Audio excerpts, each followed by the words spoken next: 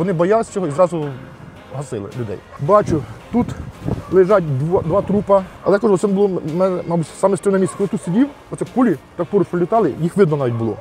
Ідеш по вулиці, не знаєш, чи тебе бачать, чи не бачать, але ручки бажано тримати отак. А з епіцентра тарабанять на тележках плазми, посудомоєчні машини, матраси. Дома сам, без інформації, просто зносить дах. Те саме я сказав своїм людям: народ, спробуйте вижити. Привіт! У 10-серійному проєкті «Буча міста незламних» ми показуємо бучанців, які постраждали від окупації, але не зламалися. І продовжують відновлювати свій бізнес, будинки, а також працюють на перемогу України. Тут ви почуєте і побачите, що пережили на початку повномасштабного вторгнення наші герої і героїні.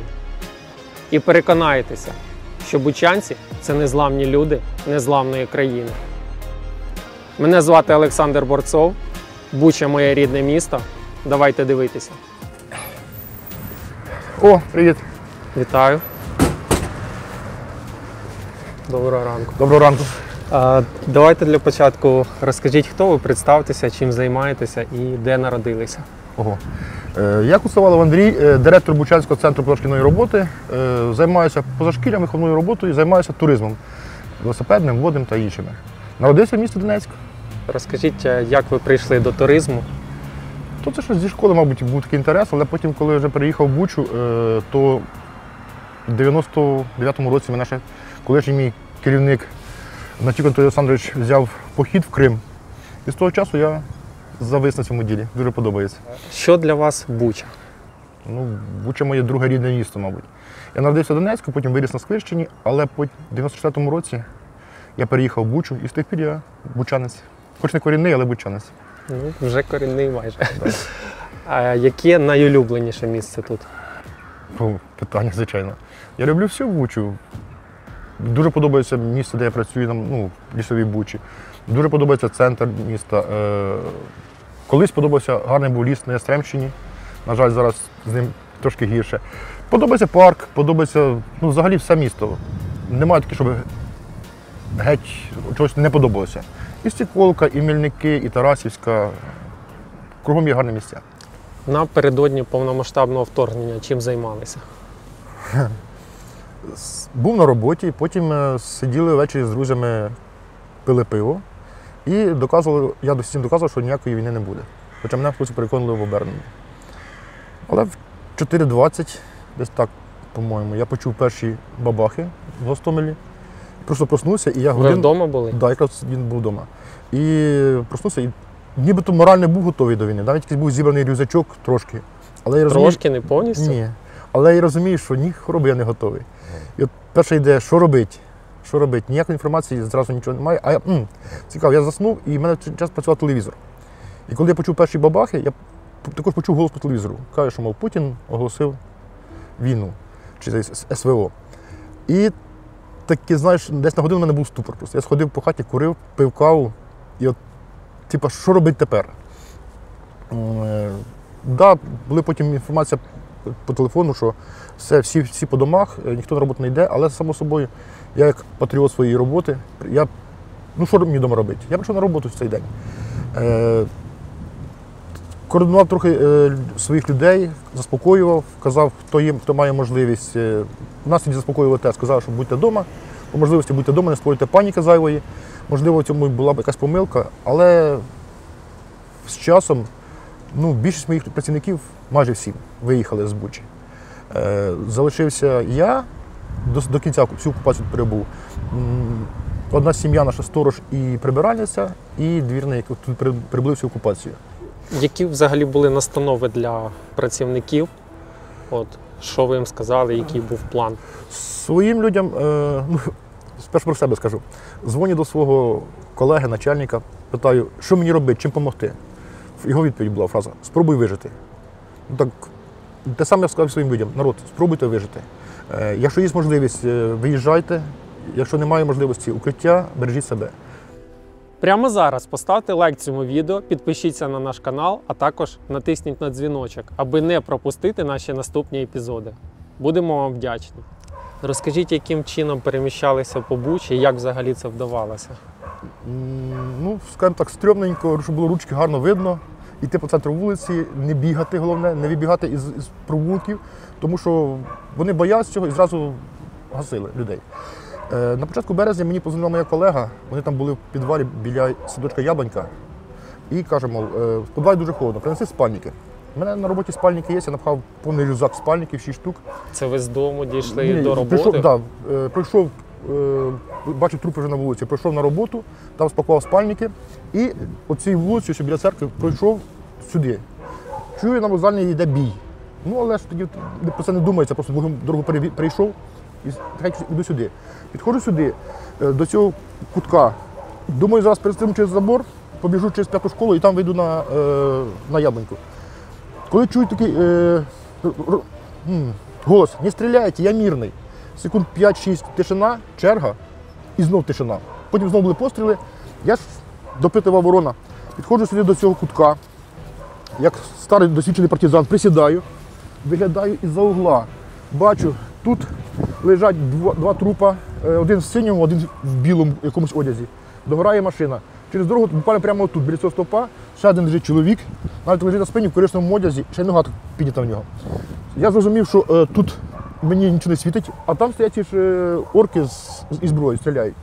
Через дорогу, там біля того будинку, стоїть БТР, чую вибите вікно і щось вже з тої хати кидають на БТР. Стою в цьому тупіку, розумію, що тут не варіант пройти, по новому шосе теж не варіант пройти. Куди діватися? Я ховаюся за цей кущ, під забор туди, під те дерево. Думаю, заховався надійно, але ж воно все одно видно буде, якщо підійдуть. Тоді я згадую, що в мене є в рюкзаку мій чарівний ніж. Я знаходжу цей ніж свій, а в ньому є пасатижі. Металопрофільний забор. Я беру, достаю пасатижі і починаю розкручувати болти. Чесно кажучи, хвилин 15 мною трясло, я розібрав трошки паркана, одягнув його, заліз в двір. Притягую метал, само собою грохот, думаю, почують, але, мабуть, із-за стрільби вони не почули цього. А постійно стріляли ви? Ну так, бій йшов постійно. Руки трясуться, я тільки через хвилин 15 перший раз закурив. Нікого не чутно в дворі. Бачу, в мене спальники є, думаю, собача буде є, якось приночую цю ніч. Коли хвилин через 15 в хаті з'явилися голоси. Виходить, це Саша, тільки що ми його бачили. Ну, ми знаємо дорогу, я його сина вчив колись в школі. Він мене провів через двір до сусідів. І в цей час бій почав затихати. Ми ще там постояли хвилин 10-15, потім відкриває калітку хазяїн того двору і каже, біжи. Прямо через дорогу до церкви туди, в ту вуличку. У мене такі очі, стрьомно, звичайно. Подивився направо-наліво, ніби нікого не видно. Я в 2 прыжка перестрибнув цю дорогу і теж там кущами вже пішов на роботу. І вже не було пострілів, нічого? Тут ще бій тривав, але вже зміщався то в одну сторону, то в другу сторону зміщалися. Але я кажу, це було, мабуть, саме стрімне місце. Коли тут сидів, оце кулі так поруч пролітали, їх видно навіть було. Ну, хоч бути четвертим тут не хотілося, чесно кажучи. А ви ще казали про кокоса, тут була у вас історія про собаку. Ну, це я вже 17 числа, коли я привів Клименка останнім коридором, прорвався, прийшов на роботу, хоча було трошки стрімненько, але прийшов на роботу. І коли вертався по вулиці Пушкінській, да. І от в той момент, де Пушкінська пересікається з вокзальною, їхала техніка, і вони просто так чутно, що прострілювали по паралельні вулички прострілювали. А зі мною везеться наш собака Кокос. Я підходжу до дороги майже, чую, техніка їде. Куди діватися? Поруч бачу, лежить бордюр такий, кусок бордюра лежить на газоні. Я за нього заховався, присів, в землю влігся. Кокос, наш собака, стоїть біля мене і гавкає. Я іди сюди, тебе не знаю, тікає сюди. Але проїхали, не стріляли, слава Богу. Коли ходив годувати собак на квартал, туди я ж за Варшавський, то йдеш по вулиці, не знаєш, чи тебе бачать, чи не бачать, але ручки бажано тримати отак. Про те, як магазини мародерили, я не вважаю сильним мародерством під час війни, тому що ми не знали, що буде завтра чи післязавтра, чи наскільки це затягнеться. Якщо люди беруть це щось для виживання. Я сам брали продукти, брали свічки, сірники, батарейки, ліхтарики. Все, що першої необхідності. Те, що тобі допоможе вижити. Але бачив, коли була така картина епічна, коли виїжджає колона на евакуацію, а з епіцентра тарабанять на тележках плазми, посудомоєчні машини, матраси. Це просто був жах, чесно кажучи. На що тобі зараз під час війни? Ти цим не наживешся. Деякі люди там робили по 2, по 3 ходки, по 4 ходки. А тоді теж були постріли, коли оце тягали все з епіцентра? Коли як? Ну, допустим, я не знаю, щоб когось із цих мародерів застрелили. Я не бачив особисто. Хоча там трупи були в тій стороні. На Варшавському був, на торговому центрі був кілька разів, бо там поруч собак, кота годували. То цікаво було, що по поводу мародерства. Всі магазини були вскриті, все було роздерибанено. Тільки один був вскритий, але нічого не вкрали. Вода який? Книжковий магазин. Так, книжковий. А це там книжковий? Да. Були мародери-волонтери, їх називаю їх. Коли вскрили аптеку, наприклад, на фармако, тут на енергетиків, то деякі люди, хлопці, набирали там ліки і просто носили їх в лікарню, бо знають, що там було важливіше. Лікарня працювала всю окупацію, надавала допомогу людям, надавала ліки. Ми навіть самі кілька разів з Сергієм Клименком носили ліки там по потребі. Нам, коли був зв'язок, прозванювали, куди занести, то ми носили, людям давали ліки. Це теж під пострілами ходили, розносили? Чи як? Туди ми пройшли на колишнього Горького. Пройшли нормально, а йдемо обратно, бачимо, що йдуть вертольоти. Ну, само собою, ховалися. По кущах, там, ну, так було трохи стрімненько. Біля нас там поруч знаходиться пансіонат для людей похилого віку. То приходять жінки із сльозами, дайте щось поїсти жінкам, бо там всі лежачі, виходить. Дайте поїсти, дайте дрів. То ми їм там кілька тачок дрів нарубали, завезли. По їжі, там в пласті, що було на кухні, Женя Армандел каже, мол, забирайте, давайте людям, хай люди готують їсти. То таким чином допомагали. Тут по місту, ну майже щодня я виходив з дому, рідко що сидів вдома весь час, наприклад. Але були моменти, коли виникає комендантська година і нікого не пускають з двору. Тобто в двір можна вийти, там, приготувати поїсти, поспілкуватися, а з двору не можна виходити. Ну, я проходив, навіть коли бачу, їх немає, то я біля 19-го дому на енергетики 19. Там 2 компанії, ми там готувалися, там їсти готували всі. Ну, там, як правило, день і проводили, щоб там поговорити, плюс приготувати поїсти, ну, щоб не бути самому, чесно кажучи. Бо вдома сам, без інформації, просто зносить дах. А які були взагалі відчуття під час того, як ви ходили під обстрілами? От страх, а можливо ще щось? Чи ви якось переключалися? Знаєш, Саш, я за всю окупацію жодного разу не ночував в підвалі. Я став досить таким фаталістом, я думаю, ну, і багато людей так думало, що прилетить, так прилетить. Не можу пояснити, чого я не був у підвалі. Так, було страшно, було стрьомно. Але з іншого боку, знаю такі ситуації, що коли підвал людей просто завалює. І там ціла гора, вибачаюсь, трупів, або вони звідти дуже важко вибираються. Тому тут треба вибирати. Ну, в мене мабуть, перемкнули трохи дах по цьому питанню, що я жив весь час вдома. Саме страшно було вночі. Не те, що страшно, просто ти сам собі голову накручуєш різних думок. Помітив таку цікаву особливість. По-перше, я вперше побачив Бучу такою темною, жодного вогника ніде немає, і тишина, абсолютно тишина. Іноді десь працює генератор, як правило, біля моргу, там дозволяли раз в день чи в 2 включати його, щоб трупи не розмерзалися повністю. А взагалі вночі тишина, і ще помітив, що під час окупації собаки перестали гавкати, вони просто вили. Да, тут була наша підпільна кухня. Да, у нас був свій мангал, у нас є запас дрів, ми ж туристи, тому ми тут готували їсти. Через вікно подавали сюди, тихенько, щоб по вулиці поменше бігати, подавали продукти, там воду і так далі, але тут ми готували їсти. Робили так, щоб приготувати раз і на хоча б 2-3 рази, щоб не розпалити зайвий раз багаття, тому що дим, демаскування і так далі. Тобто було повністю зроблено про такий партизанський варіант кухні. Хтось стояв на шухері, поки ви готували? Слідкував якось? Чи? В принципі, начебто ні. Але ми так старалися, по вулиці ходив патруль, ми старалися поменше на вулиці показуватись. От в перші дні тут багато було подій, потім вони іноді просто появлялися, але в принципі вже в той час нібито людей наче не чіпали. Хоча біля Ватсонса на провулку Героя Майдану, в сторону садочка, лежав труп і десь, мабуть, тижнів 2, чи днів 10 точно не лежав, і його не могли забрати ніяк. Тобто там десь снайпер прострілював і казав, що просто чули постріли, і люди до нього не підходили. Я сам біля нього двічі проходив, але не хотів зайвий раз нариватися. Люди казали, що боялись, можливо, заміновані трупи були? Так, про це теж боялися. Далі стояв їхній блокпост біля пасажа, він прострілював всю вулицю Островського. І коли ми проходили з 19-го А, там за гуртожитком, проходили через цю вулицю Острозького по воду, скажімо, так було трошки небезпечно. І в той день ми бачимо там одного нашого знайомого, який каже, просто вийшов з одної калітки на Острозьку, перейти в інший двір. І йому був гарний приход, вибачаюсь, в м'яке місце, слава Богу, що нічого не зачепило, але було сквозне поранення ягодицю. Тому зайвий раз не наривалися, сиділи, кажуть, по дворах. Яка валюта була під час окупації і так як ви палите, наскільки складно перенесли цей період? Як виходили з ситуації? Ну, дійсно, щодо валюти, я за всю окупацію, потратив, може, гривень 500, там купляв якісь продукти і купляв цигарки. Це на початку ще? Так, на перші дні. А потім просто гроші не були, а тратити було нікуди. Але дійсно для курсів окупація була дуже важкою. Цигарки швидко закінчились, ті, які ще десь хто раніше придбав, продавалися за дурні гроші, ну пачка цигарок коштувала більше 100 гривень. Ходили, навіть збирали бички, цього не соромилися. Але, мабуть, самим кращим девайсом було це, що мене всю окупацію задовольняло мої потреби в курінні, це трубка була.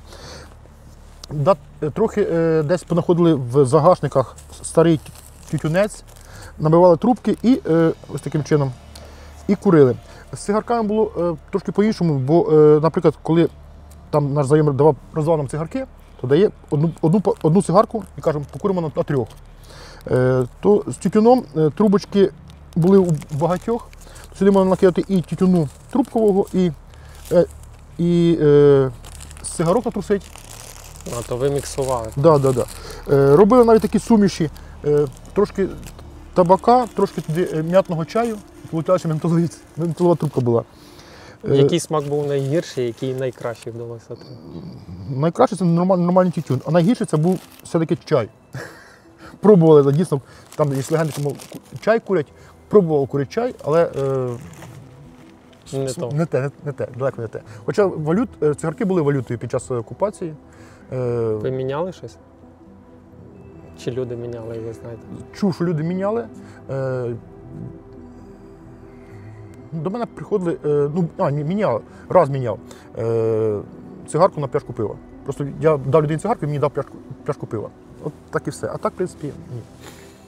Не забувайте підписуватися на наш канал, ставити лайки, а також поширювати відео серед своїх друзів та знайомих. Коли повноцінно повернулися на роботу? Після деокупації, з 1 квітня, місяць, навіть більше, я працював у гуманітарному центрі, який знаходиться на базі 9-ї школи, теперішньої гімназії колишньої. Я і мій заступник Клименко. А сюди на роботу я вернувся повноцінно з початку травня. Але так як заклад наш був простої, тобто люди не працювали, гуртки не проводилися, то до кінця літа люди в відпустках були або за власний рахунок відпустки, або ж на простої стояли. Скільки часу знадобилося, щоб тут навести порядок, прибрати все? Ну, враховуючи, що у нас не було таких сильних пошкоджень, десь місяців 2 ми так наводили порядки. Найдовше в нас зайняло це відновлення дверей. Поки поставили двері, це десь вже аж в кінці минулого року поставили їх. А так, приміщення берегли, слава Богу, воно не сильно пострадало. Потім з часом ми приготували, вже тут зробили повноцінне, не повноцінне, а пристосоване укриття, що дозволено проводити заняття повноцінно прямо в приміщенні. Тут у нас зараз гуртки займаються на нашій базі. Коли є тривога, то вони спускаються в це приміщення, тут у нас є укриття, облаштоване згідно вимог, і таким чином ми ховаємося від повітряних тривог. Але заняття проводимо повноцінно. Коли діти сюди повернулися, які були перші з ними заняття? І яка була їхня тут адаптація? По-перше, що дуже зраділи керівники гуртків, що діти вернулися. Говорили про війну, про окупацію, про те, як вони виїжджали, де хто був, як вони рятувалися. В першу чергу завданням працівників, педагогів було, щоб дітей заспокоїти і трошки відвернути від війни самої. Проводяться заняття, трохи стараються зачіпати більш такі мирні теми, щоб дітей від цього відволікти. З іншого боку, з нашими дітьми працюють психологи Бучанського центру психологічної допомоги. Вони проводять двічі в тиждень з ними заняття тут. Психологічна реабілітація після війни.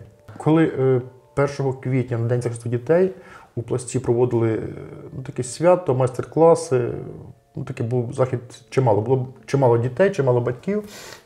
Дуже було гарно видно реакцію тих дітей, які пережили окупацію, і ті, які виїжджали. Коли прилітав цей час, прилітав над нами літак, то перша реакція тих дітей, які були в окупації, зразу десь під дерева, під якісь стіни, якийсь шукати захист. Ті люди, які виїхали з самого початку, що, де, в такому сенсі була реакція. Тобто воно відобразилося зараз на психології, вплинуло на психологію дітей, і не тільки дітей, мабуть, і дорослих, і воно ще не скоро все вилікується, не скоро прийде все. Так як попередньо до цього ви місяць займалися волонтерством, чи продовжуєте ви зараз займатися волонтерством, і чи безпосередньо у вас тут проходять якісь волонтерські заходи? Перший місяць, квітень і травень, ми працювали в гуманітарному центрі. Це там просто треба були руки, чесно кажучи. І, до речі, ця робота мені особисто допомогла трошки почистити мізки. Ти переключився із думок про війну просто на просту фізичну роботу. Ти тягав ці ящики на роклах, в руках носив, допомагав людям розвозити їх, загружати і так далі. Цікавим був такий один момент. Перші числа квітня приїхали з Києва кілька машин легкових, привезли пайки, ресторан приготував готові обіди.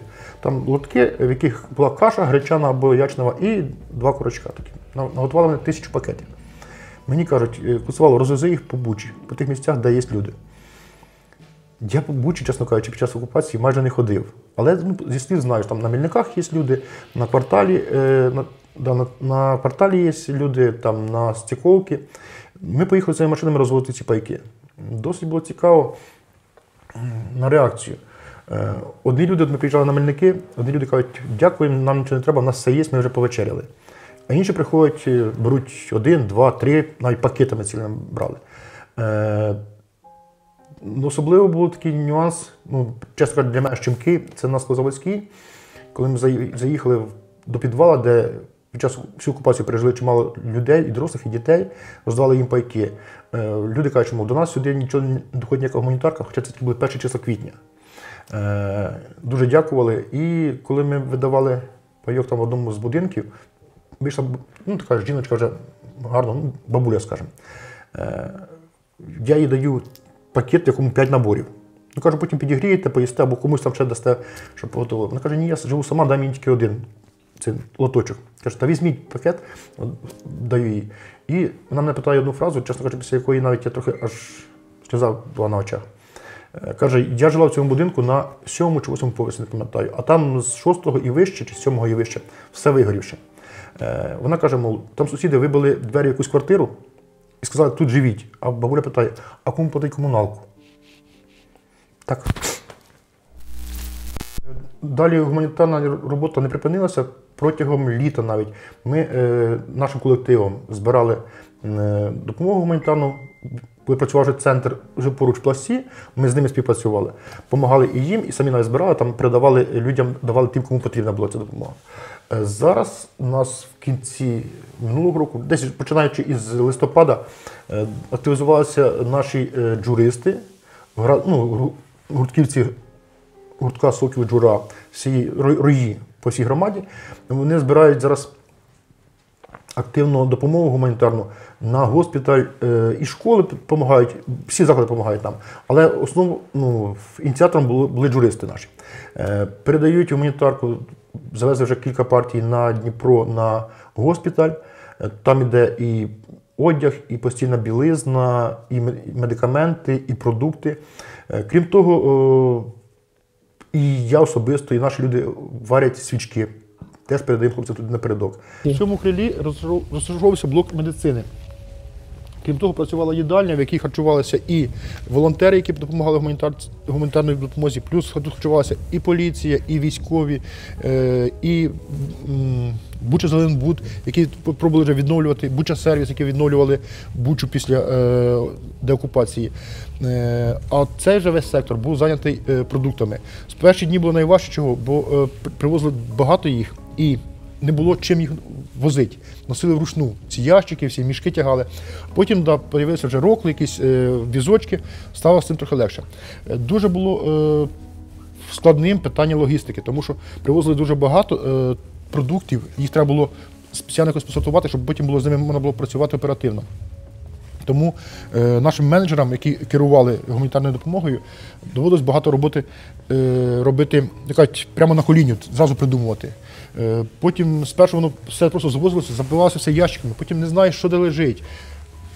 Скільки часу знадобилось, щоб все якось структуризувати і зрозуміти? Мабуть, днів 3-4. Потім вже якось прийшло певне уявлення, і вже навіть хлопці, які працювали простими вантажниками, як я особисто, вже знали, що де лежить і що куди перенаправляють. Навіть підказували одне одному. Сюди завозилося також, крім продуктів, багато речей секондовських. Багато речей було з України, багато речей було із-за кордону привозили. У нас був цілий кабінет, під це виданий. В цих приміщеннях майстерні був штаб гуманітарки, де сиділи люди, де був сам центр зв'язку, куди сходилася вся інформація. Потім оцей коридор був, мабуть, він за своє життя стільки не бачив людей, як тоді, коли працювала гуманітарка. Тут дуже багато було. Постійно тягали цими роками цілі поддони з речами. Люди працювали, приходили на 8 і десь до 6, до 7 вечора. Що цікаво, на гумці, як ми називали цей центр, називали між собою гумка, зібралися, працювали люди різних професій. Починаючи від освітян, закінчуючи, працювали люди, бухгалтера, юристи, менеджери, брокери, різної спеціальності люди були. І нікому було не зазорно взяти ящика, перенести, допомогти одне одному і підстрахувати. А скільки людей тут було? В середньому десь за день більше 20 чоловік. 20, іноді бувало, що і 30 і більше. Особливо в перші дні, коли ще не знав, хто що буде робити, тут було дуже багато людей. А потім частину людей пішло на медицину, там працював цілий сектор, десь, мабуть, чоловік було 10-12, і тут працювало десь 20-30 чоловік. Коли ми розвозили із Печенком, здається, Анатолієм, він сам підприємець з Миронівки, вони привезли гуманітарну допомогу, я вже там, по-моєму, казав.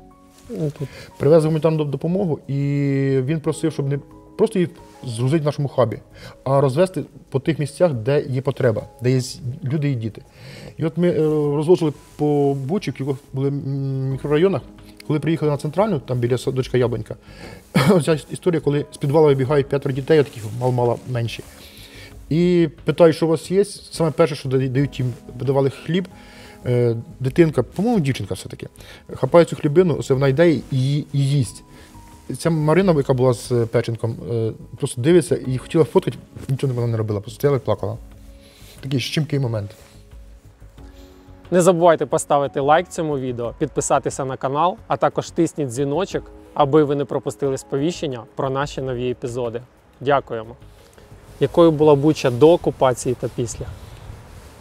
До окупації Буча була невеликим, яскравим, гарним містом, яке розвивалося, процвітало, де жило багато людей, толкових, розумних, які могли тут самореалізуватися.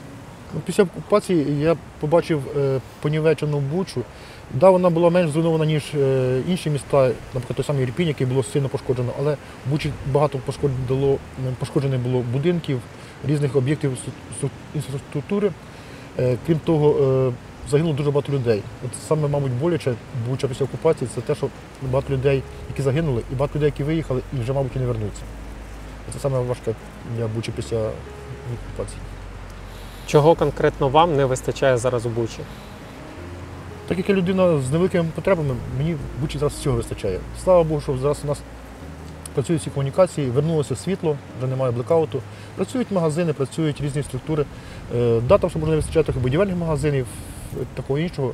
Мені не вистачає в Бучі моїх дітей, які ще не всі вернулися до занять в гуртках, і моїх працівників. Це мені особисто. А так, для життя в Бучі зараз є все необхідне. Що хотілося б побажати росіянам? Ми їх не поміняємо. Не можна матюкатися, сказати, щоб вони йшли за російських проблем, за Москвою. Може і так. З іншого боку, сказав гарну фразу Лесь Подерев'янський. Відчепіться від нас. Просто відстаньте від нас і все. Цього буде достатньо для нас. Яка подальша доля Росії? Велика надія, що вона розсипеться на маленькі держави, не буде вже цього спільного великого іга, цієї золотої їхньої орди, яка витягує ресурси із інших республік, все йде кажуть, в Москву, а потім через Москву у вигляді зброї все йде на нас або на інші держави. Це агресія. Я чекаю, що Росія розпадеться і будемо вже потім домовлятися з окремими країнами. Я розумію, що війна закінчиться і все одно треба буде якось з ними співпрацювати, тому що ми живемо на одній планеті і ми сусіди. Дуже дякую вам за інтерв'ю. Дякую. Слава Україні! Героям слава!